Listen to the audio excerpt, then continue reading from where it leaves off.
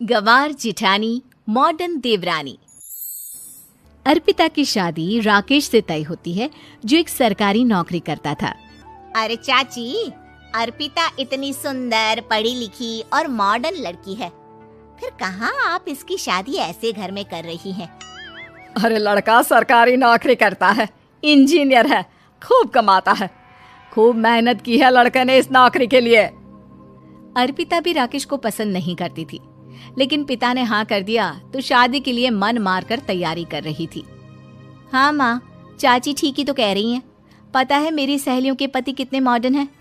अरे देख बेटा, तू मॉडर्न है ना, वो पढ़ने लिखने वाला गांव का होनहार लड़का है, तू जैसा रखेगी रहेगा। अब तक कोई उसकी केयर करने वाला नहीं था, है तो सिर्फ एक भाई भाभी, और माँ पिता तो गांव में ही रहते हैं। अर्पिता का मुंह बन जाता है। वो पिता के फोन से राकेश का नंबर लेकर उसे मिलने के लिए बुलाती है। आज तो मैं उसे साफ साफ मना कर दूंगी, मुझे नहीं करनी शादी। शक्ल देखी है ना, कपड़े पहनने का तरीका है ना बोलने का। अर्पिता राकेश से मिलने जाती है। अब क्या हो गया, आपने मुझे अर्जेंट मिलने को बुलाया, सब ठीक तो है ना? हाँ सब ठीक है, पर मैं आपसे कुछ कहना चाहती हूँ। आप ना इस शादी से मना कर दे। राकेश की आंखें अर्पिता की इस बात से लाल हो जाती है। वो रोंदे गले से कहता है, लेकिन शादी की सारी तैयारियां हो गई हैं। मैंने आपके साथ एक अच्छे भविष्य का सपना भी देख लिया है। ऐसा मत करिए प्लीज।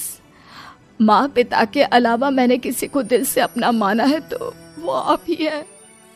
देखिए, मुझे आपसे कोई समस्या नहीं है, लेकिन आप मेरे जैसे नहीं हैं। मैं मॉडर्न लड़की और आप। मैं आपसे वादा करता हूँ, जब तक आपके लायक नहीं बन जाता मैं कभी आपसे बीवी का हक नहीं मांगूंगा। अर्पिता राकेश का प्यार देखकर पिघल जाती है और शादी के लिए हाँ कर देती है।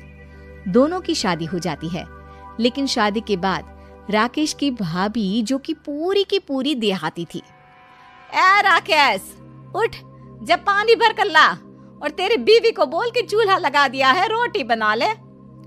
क्या है ये सब? और तुम्हारी भाभी इस तरह चिल्ला क्यों रही है?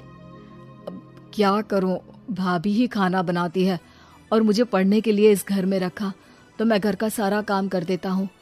अब तुम आ गई हो, अपने तरीके से देख लो। ये मकान तो तुम्हारे पापा ने बनवाया था ना शहर में, ताकि बेटा पढ़ाई कर सके। हाँ, पर भाभी ही पूरे घर में रहती है। ठीक है, देखो अब। अर्पिता बाहर जाती है।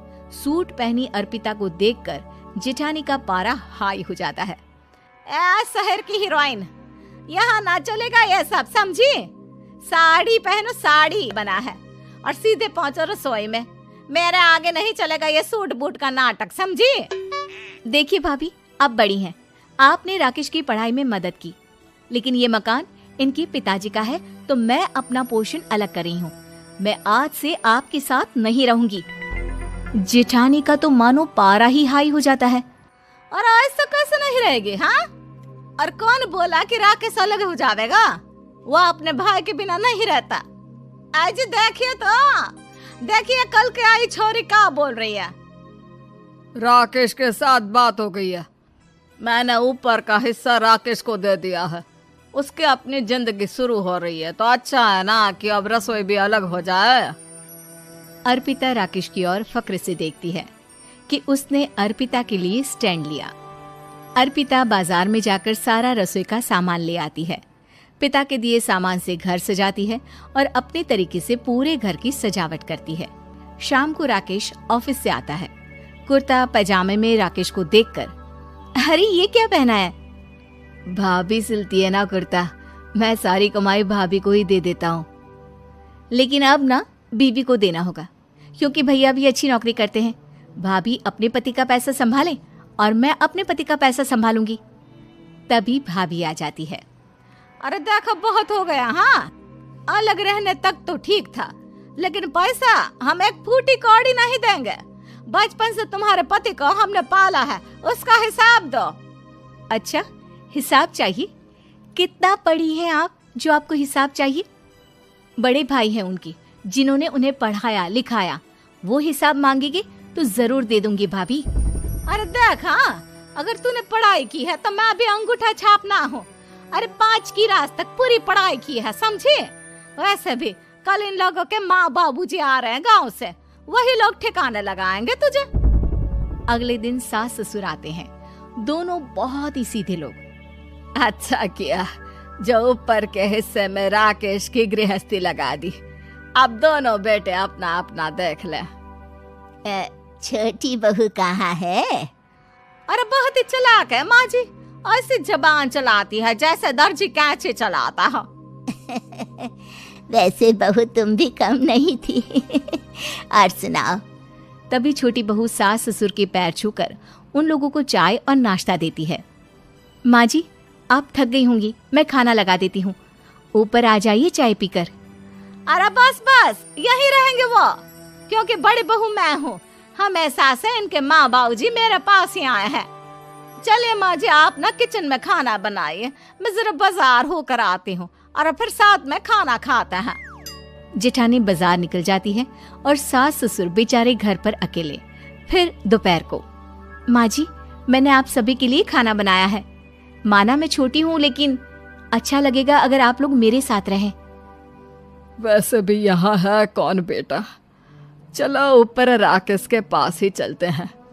सास ससुर दोपहर का खाना खाकर वहीं आराम करने लगते हैं कि जेठानी आ जाती है। अरे वाह, ये तो वही बात हुई ना, कल की आई को पूरा परिवार और हम अकेले के अकेले। भाभी देखिए, परिवार में प्यार से रहा जाता है, ना कि चालाकी से। अम्मा खाना कैसे बनाती, पहले ही गांव से थक कर आई हैं।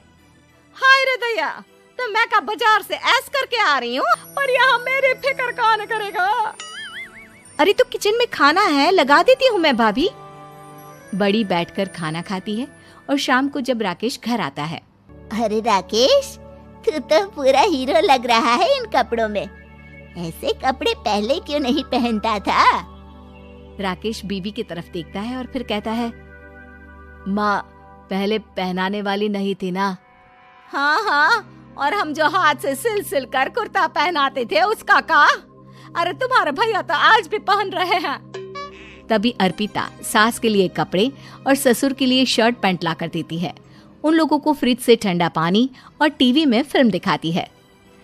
अरे कब से इनको बोल रहे हैं कि फ्रिज वाले आओ, लेकिन ये है कि मानत ही ना है। बहू, अब तो तुम ही समझाओ ससुर जी को। नहीं पापा, आप फ्रिज मत लीजिए। अरे वाह रे छोटे, खुद फ्रिज का ऐसे का मजा ले, और इनकी माँ के पास फ्रिज भी ना हो। अरे देखा पिताजी, देखा माँ जी कब बोल रही है। अरे उसकी पूरी बात तो सुन लो कि वो क्या बोल रही है।